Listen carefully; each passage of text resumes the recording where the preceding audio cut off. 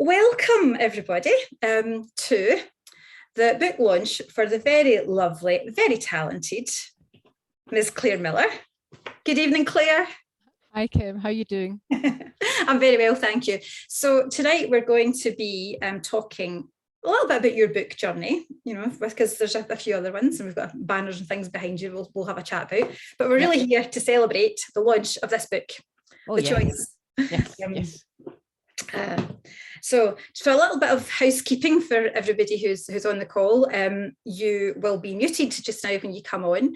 If you have got questions, you can put them in the chat, and because Claire and I are going to be having a little bit of a discussion about her book journey and the choice, and we're chatting a little bit about all things to do with her writing. So if you've got a question for her, you can put stuff in the chat, and if we might actually be able to open up a mic and let you speak as well if we've got time. We'll see how the time's going, and we're going to get Claire to read a little bit later on as well. So she's been practicing, she said, so that's I have, yes.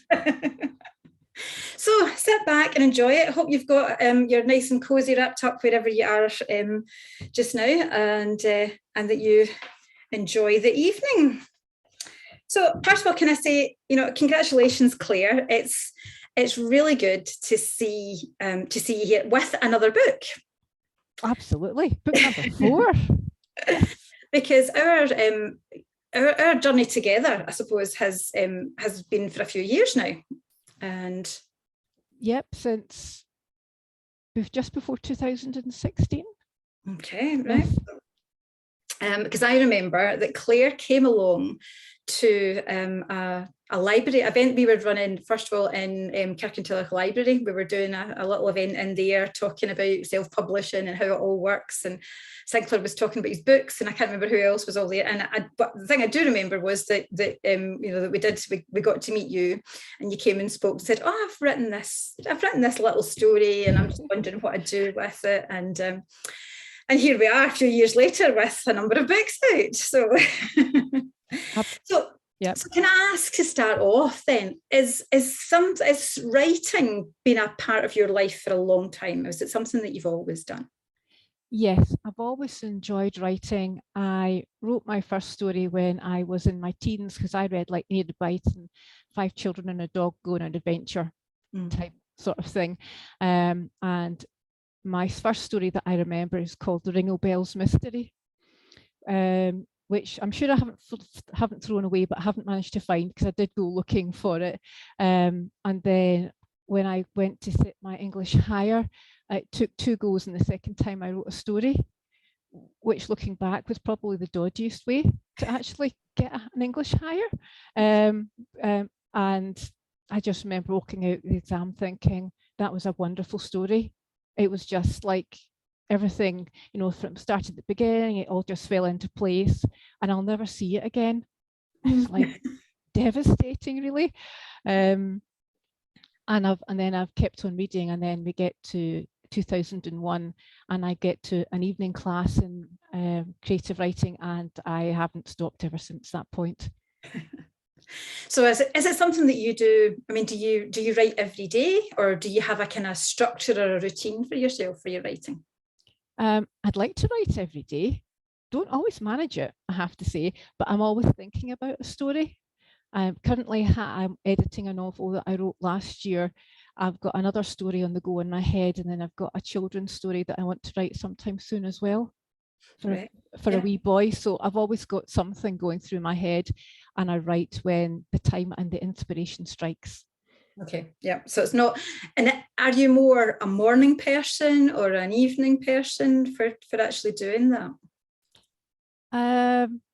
Probably when I get into the evening. So when I've finished working for the day, that's how I unwind, is to go and get myself buried into a story. Right. Okay.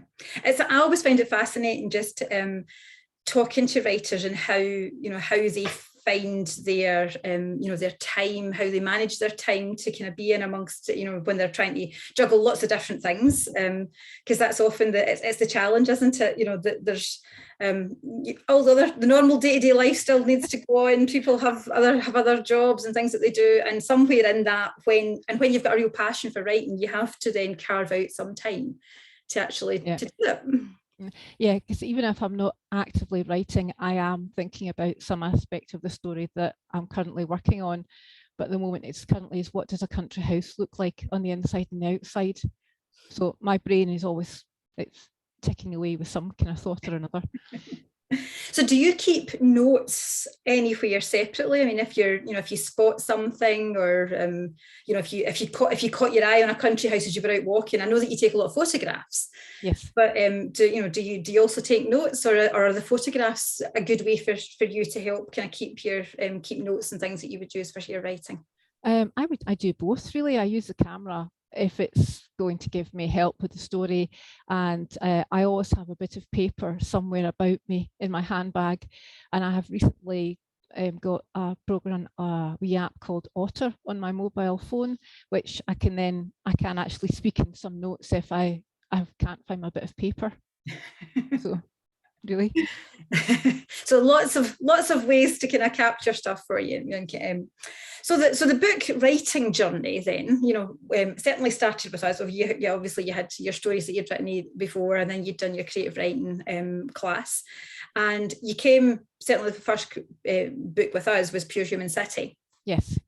And our product placement folks, there we are, right? It was like yes.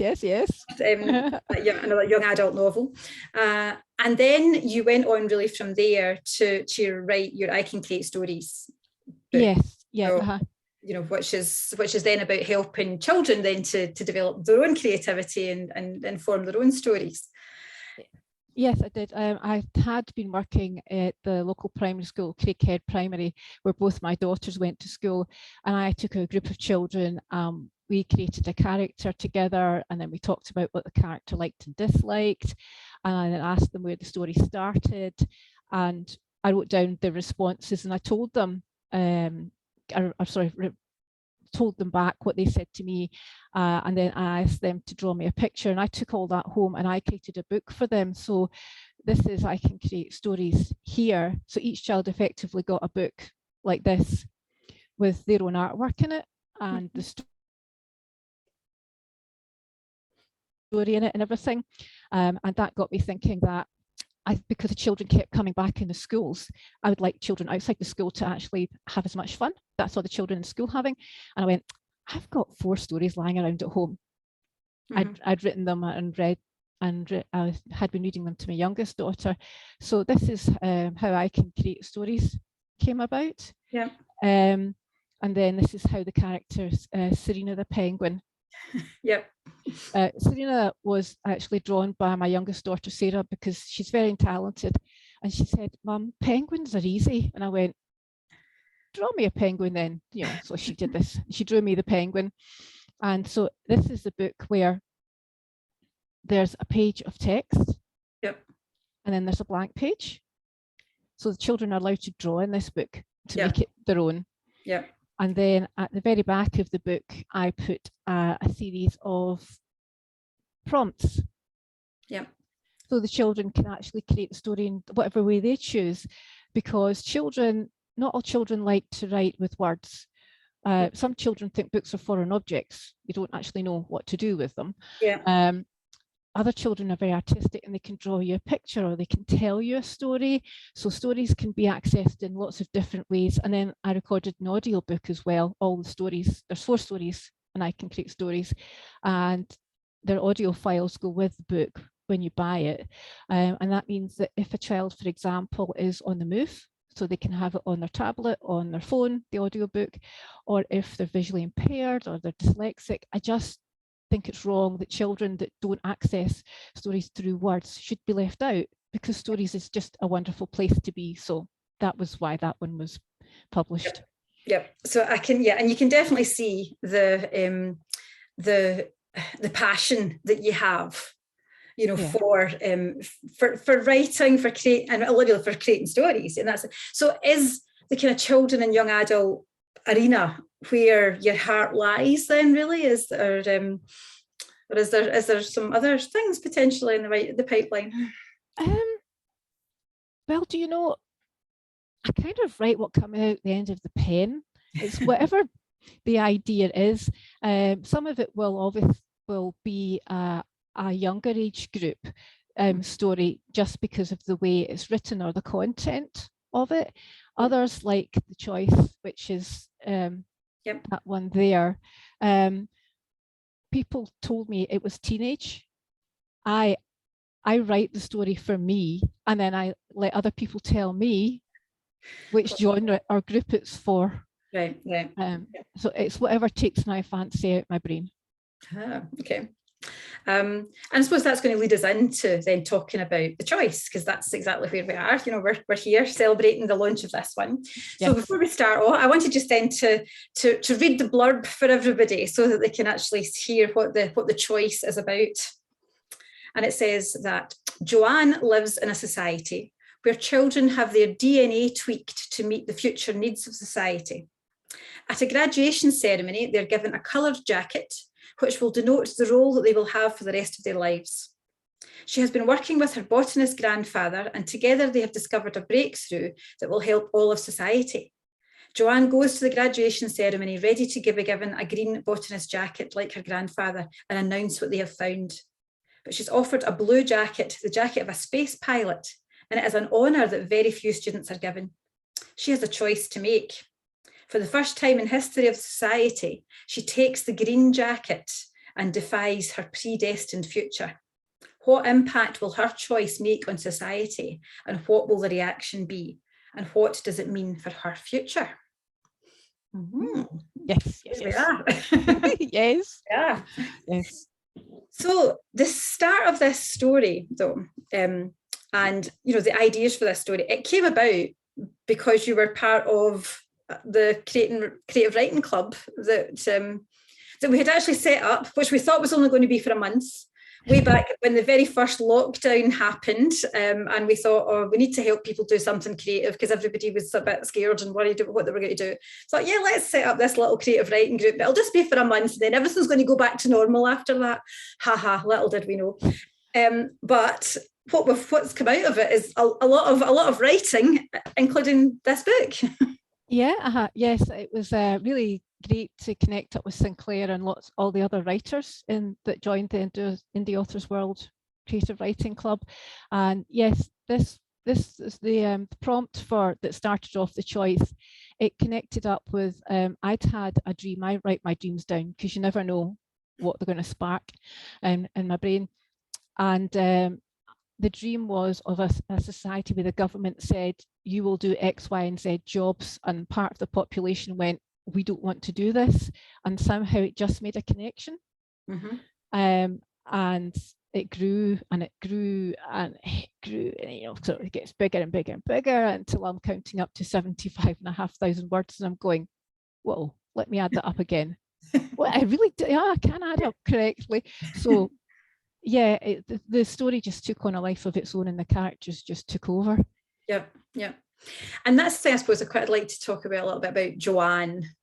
You know, because obviously Joanne is this you know, your main lead protagonist, your main character in this book, and you know, we're not giving any spoilers away because you know she does tell you in the blurb that the very first time she actually does reject that societal role. You know, yes. So, and it got me thinking as I'm kind of reading through some of the story, that it really is, I mean, it is a kind of coming of age story, if you like, because at some point we're all going to rebel. You know, every child will rebel against their parents, you know, at the start as well, or, you know, against something that somebody else tells you have to do. Yeah. And was that, I mean, were you reliving any of your own, you know, experiences kind of growing up when you were talking through the character, or I'm just, you know, if any of that sort of came through? Do you know, literally, when I say the characters took over, I mean that. I mean I had a plot from, you know, that's the beginning. This happens here, that happens there, and this event happens there, and I had it all roughly drafted out, and the characters just kept coming in and going like this, and then going like that, and it was like, whoa! And then one character went totally off the rails.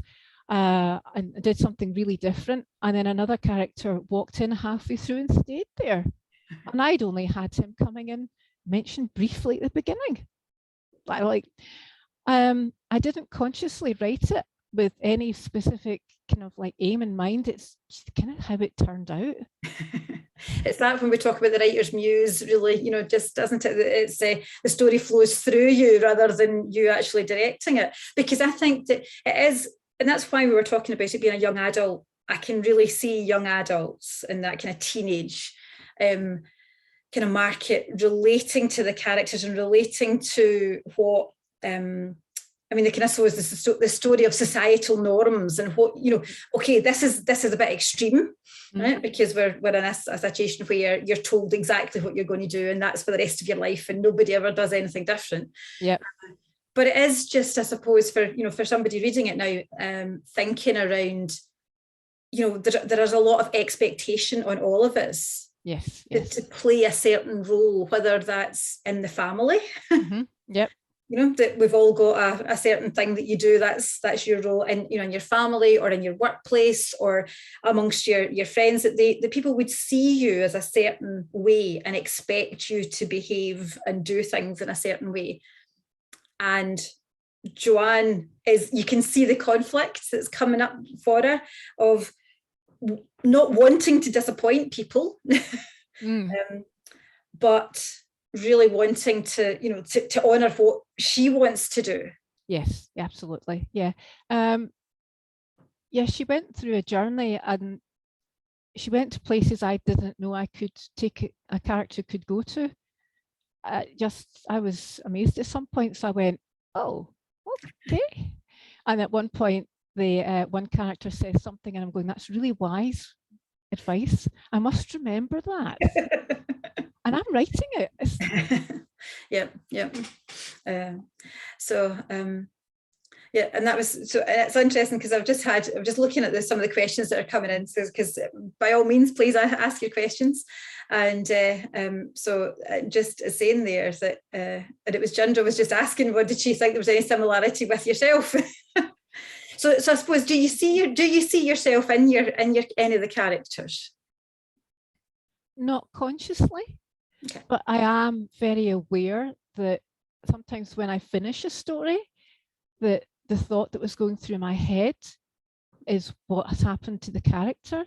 Yeah. And it's a kind of like, whoa, where did that come from? It's almost like writing for me is actually a way of processing thoughts, emotions, what's going through me, or dealing with it, or listening to the grandfathers giving sage advice and going, yeah, I'll remember that advice. That's good.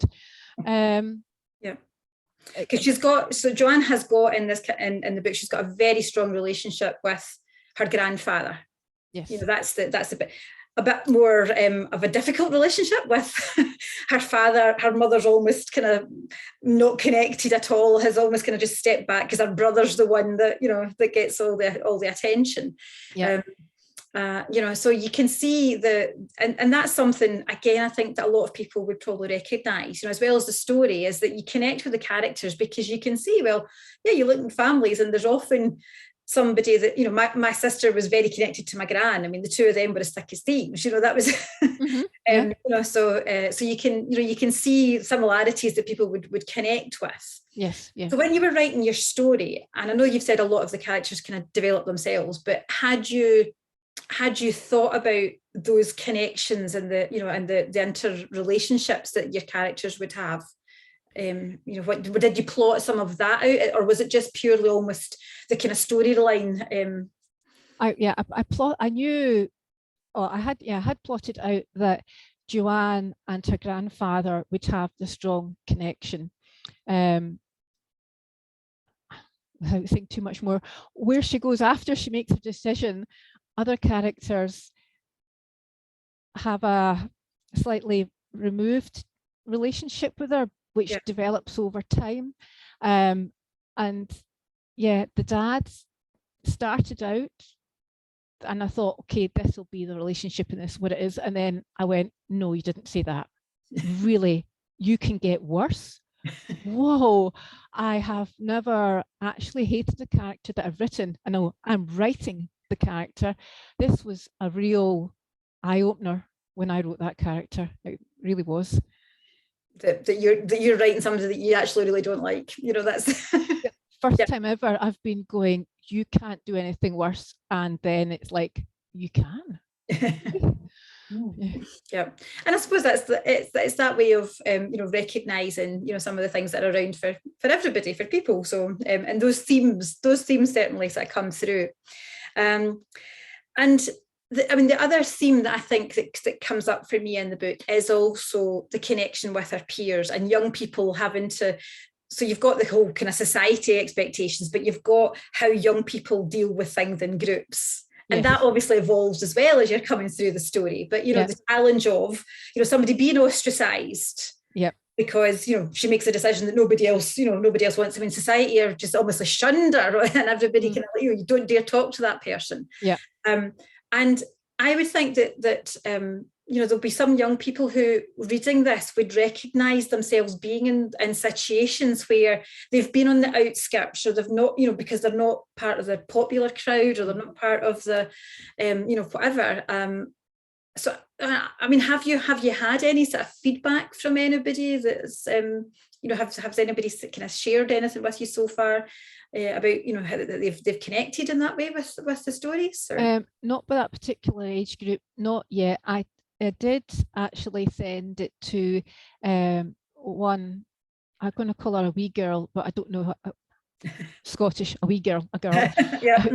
She read Pure Human City, and the review from that was, if Claire hasn't started writing the follow-up, can she please hurry up and get started? And it occurred to me that she was probably be the right age group, so I have sent her the copy. So and I've asked for a review, so I'll let you know when I'll find out what she thinks, because I think she's the kind of like the market, if you like, the age group that would be for the book. Yeah, okay. So I'm just looking at the questions here. So we've got, Deborah's actually asked a couple. The first one I thought was quite funny, actually. She was saying, that do you find that people think that you're not listening to them because you're actually busy thinking about a story that's in your head?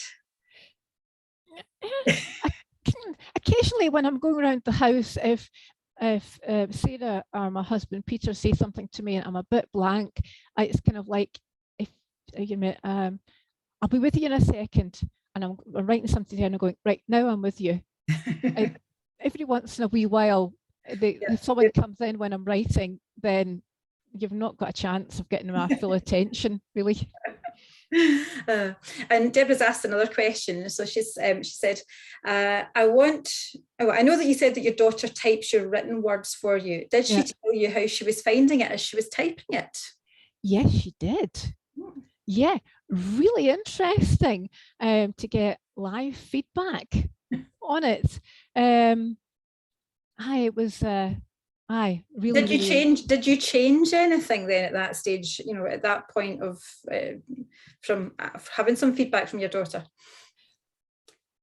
No, because it just reassured me, or reaffirmed that what I was trying to get across was coming across. Right. Actually, yes.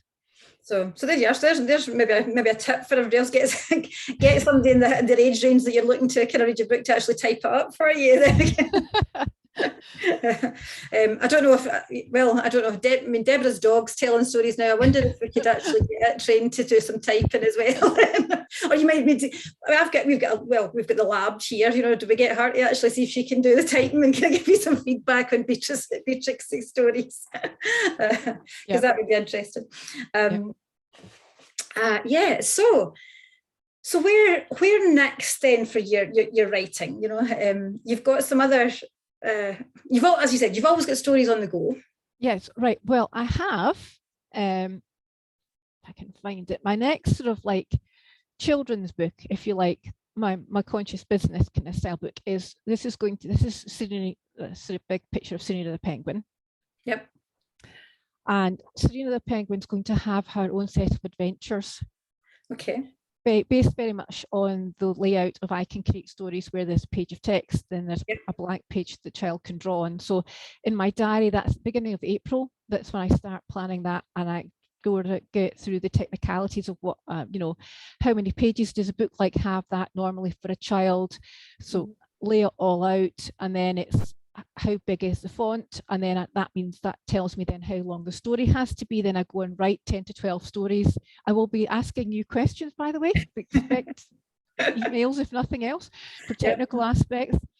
And I'm going to use the prompts from the back of I Can Create Stories as the starting point for the story. So that, and the story I wrote last year, it's actually a novel because it's 60,000 words. I had to double check that one as well when I totted up all those words, and I'm currently editing that. So that's what I'm doing for fun. I'm editing that one, and Serena will have her own adventure starting in April. Fabulous. So you've got this mix of stuff going on, and that's the thing, is that because you also do sort of workshops, you know, with people. I mean, I know that kids are really your thing. You know, that's the main thing, is kind of doing workshops with children. You're really to, and is that opening up again? Because that was the thing. You know, we had everything kind of grind to a halt when we couldn't be in the same room with anybody. So, are you seeing that starting to develop again? Well, actually, do you know, that's like really taking off at the moment. I did have some workshops in Milton-the-Campsie. They have St Andrew's Fest in November. They have a Mayfest in May, and I'm running, I think I'm running 2 workshops then, one for adults, one for children. I'm taking part in a Kilted Culture conference in October, where I'm doing a half-hour wee workshop on actually when you find your family history, what do you do with it? How do you turn it into a story? And this is marvelous. I am going to speak to people in a place called Gavin's Mill, which is in Milngavie. Next week is with regard to running workshops there too. Fabulous. Yes. There you are. I mean, I think this is the, you know, we've talked often about your journey, and your journey has you know, grown certainly as an author, and you know, you're writing your stories and putting stuff out there, but you have actually developed, you know, the business behind this as well, you know, and that's the thing about thinking about how you can take what you've written and really, you know, reach out so that it's not just from book sales, but it's from other things that you actually enjoy. Yeah. Oh, well, you see, I get to play with children and their imaginations. I mean, what's not to like? I mean, it's great fun. And I'm also going to a play scheme. It's called Creativators. It's for autistic children and their families, through someone who I met through a business networking connection. And it's a monthly play scheme. So once a month I get to go and play with children and their imaginations, and I take my books along and I have them on display. And I have to say, I'm very lucky that families there, or adults, have been buying my books too. So but I get a chance to give back and have fun. I was building a Lego train track before all the children walked in last Saturday. I mean, like, that was fun. I enjoyed that. Yeah, and that's the bit, I think, it's the, you know, around about, people ask often about you know, about being a writer, and they're saying, oh, you know, the easy bit sometimes is getting the book written, and then the next bit is, oh, then we've got to get it published, oh, and then we've got to try and sell it, oh, and how do we connect with people, how are we going to market it? And I think it's the, you know, just take it a little bit as it comes, and you're a good example of that, Claire, that you've just learned, you know, from, if you go back a few years, you didn't have any real idea about how you would be out there and talking about your books and connecting with people. You were, you know, you were writing stories, and that was a way there. So I mean, is there any advice or suggestions that you would give to, I mean, we've obviously got quite a lot of writers in the, you know, in the audience today as well, about, you know, what they can do? Well, in terms of getting to know people, what really made the difference for me, ironically, was going into lockdown, because I had to learn how to use Zoom. I had someone on the other end of the camera going, this is what you press, and I'm going, I hope I don't break this. And then I went and joined a lot of networking, and then I just started meeting people and having like one-to-one connections with them. And like, say, June Grindley from Creativators, that's how I met her, was on a networking event. Yeah. It's going out and talking to people, not even in a business setting, but just going out and talking to people and say, I write books, and you say why you write books, and just if you see an opportunity to actually help someone do something. Like I'll also I'm going to the Hub Cafe. Jindra and myself and Rhonda are setting up story fun time at the Hub Cafe. For under 2 and 3 year olds. Right. It's been a long time since I've had a child that young in front of me. And that's again, that's another come up because I've been networking and just go and talk to people, and that's an opportunity that someone said, can you do something? And I went, yes, I can.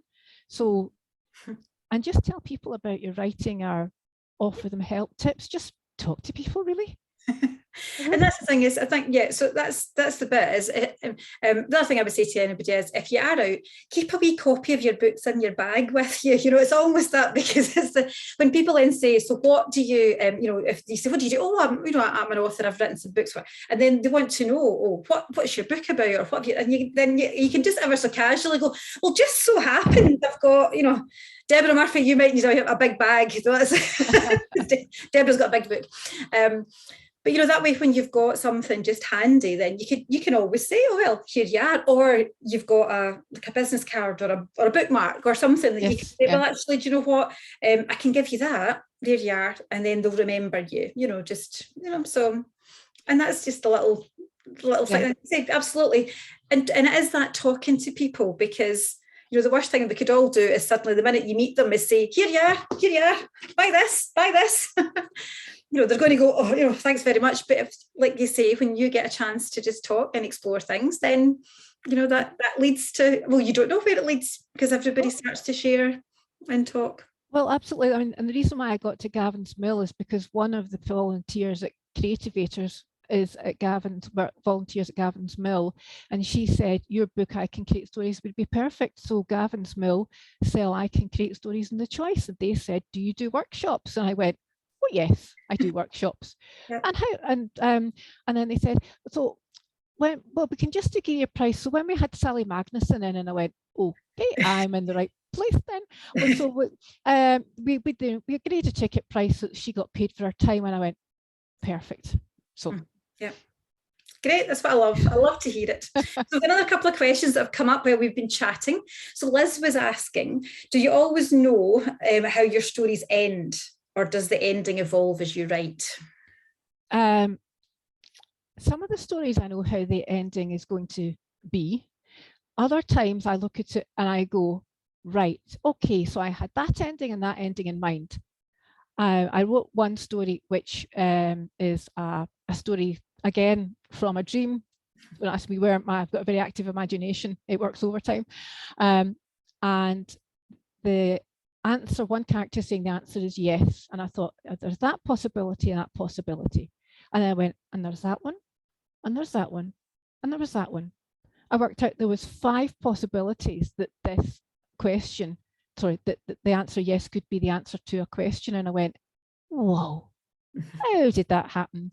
And in Pure Human City, I looked at it and I went, right, okay, there's definitely another ending in there. And it just appeared in front of me. Yeah. So some stories, yes, I know what's coming, but other stories, they just turn around and go, hi. And I'm going, whoa, where did that come from? Yeah. So there you are, because Liz and I were having a conversation about that not so long ago, about whether you're a plotter or a pantser, as we usually describe. You know, do you plot your book out, or do you write by the seat of your pants and just wait and see what evolves? So yeah, and sometimes you just get a little bit of surprise along the way. So. So what I'm going to do, folks, I'm going to put this is Claire's in the chat. I've put Claire's web address in there because she is also, you know, got a very posh website these days and lots of links to things, and you can links to all of her books for anything you want to see. So you can go and take a little look at that. Just to remember that I've put it up there. So we have another. Lucy's asked a question: would your storytelling workshops be suitable for birthday parties? Oh, absolutely. Yeah. It's I'll tell you a bit about what I do in my workshop. So what I do is I get the group to create a story. So I have a soft toy, like maybe like the bee you see in the background there. And then I get the group to actually just as a group verbally create the story, which is great fun because you never know where you're going to end up or what's going to happen. And then I've got activity sheets, which some of them have a prompt on them. So it might be like a castle and who lives in the castle. And another one, a set of sheets I've got is one where you sort of draw your character, or you could describe it. Stick figures are brilliant. I do lovely stick figures. Then you create a character profile. So what does the character like and dislike and why? Because that for me helps me, gives me the character becomes 3D and real, and I can judge how they would react in different situations. And the next page is starting the story with the most important question is what happens next. Equally, I can read one of my stories, or I've got paper plates that I've watched kids draw on. I've got stickers. Each workshop varies a little bit. I have a suitcase. I just take everything with me and I just pull out what I think I need. When I go out. I mean, all of that plus birthday cake. I mean, I think that's, that what could be better, really, So. So I think the answer is yes. You will get details of Claire's details to contact her and book her in for your birthday party on our website that I'll put up there. Anne's asked, what's been the biggest lesson that you've learned in the past 6 years of your journey? That my characters take over. And I have absolutely no control whatsoever about what happens in my stories, even though I know the main points that are meant to happen and usually do. But the more I write, the more my characters take over. So is it now then not so much wrestling with that and actually just like being able to just be at ease with that? Oh, well, it happens whether I like it or not. It's just going with the flow because the characters always add bits in that I hadn't thought of, and they usually make it better than what I was going to do. Yeah. Great stuff. Well, I think then we don't have any more questions coming up at the moment. So I think we've kind of come to the point of the evening where what we really want to do now is actually listen to a bit of the choice. And you're going to read an excerpt for us then. I am indeed, right. This is chapter 1 of the choice. I hope you'd really all enjoy it. Joanne stood in the queue of students waiting to climb the steps that led up to the graduation stage. She was nervous and excited all at once. Nervous because the ceremony marked the end of her life as a child of the community, and that meant she was now going into a new future she had yet to explore. Excited because she could announce to the community the breakthrough she and her grandfather had just made in plant production, a breakthrough which would make everyone's lives better. Her black jacket had been taken from her to be replaced by a different jacket which would identify her role in the community, whatever colour that was going to be. All her life had led up to this moment. She just knew the jacket was going to be green, just like her grandfather's, who was a botanist. She would wear that green jacket with pride and work her hardest. She was looking forward to a future where she would play her role in society, following all the expectations that she knew would lead to a happy and fulfilled life for her. All around her, the audience was a sea of coloured jackets, amongst them reds, blues, greens, yellows, blacks, and purples. Each jacket identified the role that the person had within the community. She looked around to find her family. They smiled proudly at her when she spotted them. Her dad wearing his blue jacket, space pilot. Her mum wearing her yellow jacket, homemaker. Her brother Mark wearing his black jacket, student, and her grandfather his green botanist jacket. She smiled at her grandfather, who nodded encouragingly. After all, he knew where her heart lay. The queue moved slowly forward, and she edged closer to the stage with society's mantra, "Society looks after you if you look after society," written on the wall above it. Applause followed each student who received their jacket from the principal of the school, and the applause wasn't just from the people at ceremony. The ceremony was being beamed to the whole of society. Each ceremony at each school was eagerly awaited and celebrated. The moment of role identification was the highlight of society. Everyone loved this stage in their lives and accepted their destiny with happiness. Joanne was determined to be the best botanist she could be. The students in front of her got to the bottom of the steps. Joanne took a deep breath and began to imagine herself announcing her exciting news to the whole world. Everyone would be so pleased, she just knew it. "Joanne Crossan," the principal called out. Joanne took a breath, smiled, climbed up the steps, and began walking across the stage. The principal beamed at her. She prepared herself to begin her acceptance and announce her news. But her words disappeared when she saw the colour of the jacket in his hand. It was blue, just like her dad's.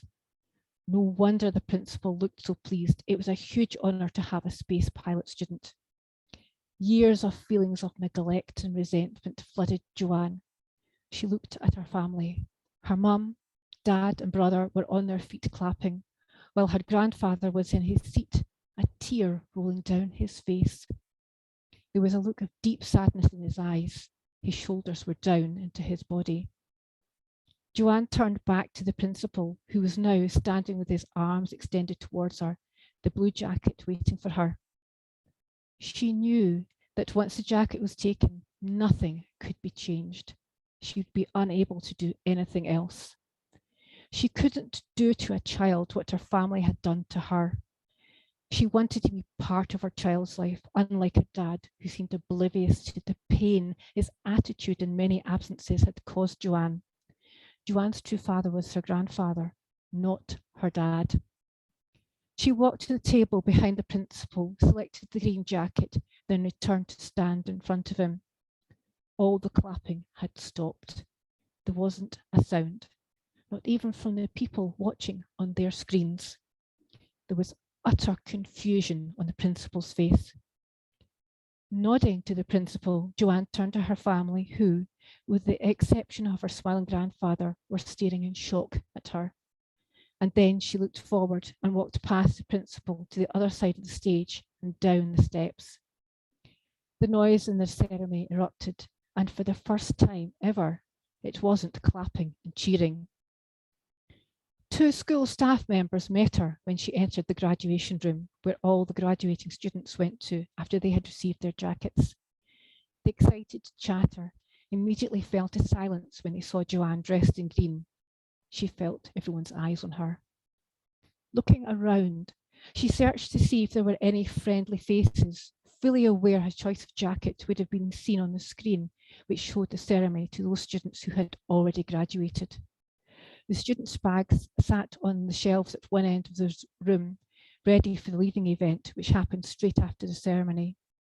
All the students went straight off to the specialist schools to begin their training after they had graduated. She had been certain of her decision in the hall, but now was nervous of how the other students were going to react. Joanne found her best friend Amy and willed her to understand her decision. Amy looked uncertainly at her and then, after a pause, turned away. Joanne knew Amy understood her passion for botany. All the years they had spent together had to mean something. But despite all of it, Amy continued to avoid looking at Joanne. They had joked before the ceremony that they may both get green jackets and be going to botany school together. Amy had showed as much interest in botany as Joanne had at school. Joanne noted that Amy had indeed received a green jacket. A wave of sadness passed through Joanne at the thought of what might have been. Her choice of jacket had set her against society, something she was going to have to deal with without Amy's help.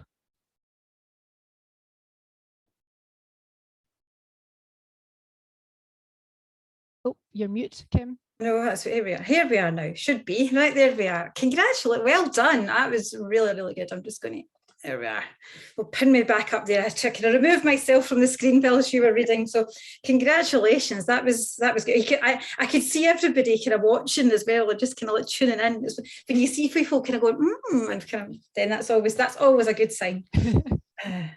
So well done. And can I say that we've got Muriel has put a comment up there, said that she said she's proud to say that Claire is one of the founder members of the Campsie Writers Group and has been a great encouragement to us all. Does anybody else want to, and you can if you like, if you want to unmute yourself, you can ask a question. If someone else has got one. Henry's brave. Yeah. Oh, yeah. Hello, yes. Can you hear me, Claire? I can, yeah. John, it's John. I'm scrolling across the scene to try and find you. I could hear your voice, but I was saying, where is he? Yeah, I'm getting a bit. It's all been a bit crackly at this end for some reason tonight. I don't know why, but slightly strange question here, Claire. Why is your main character called Joanne Crossan? Because Crossan had to be the surname for one of the characters. So and Joanne was the name that not so much Joanne the Crossan. Oh right, it's because that was just what Sinclair came up with, and that's what stuck.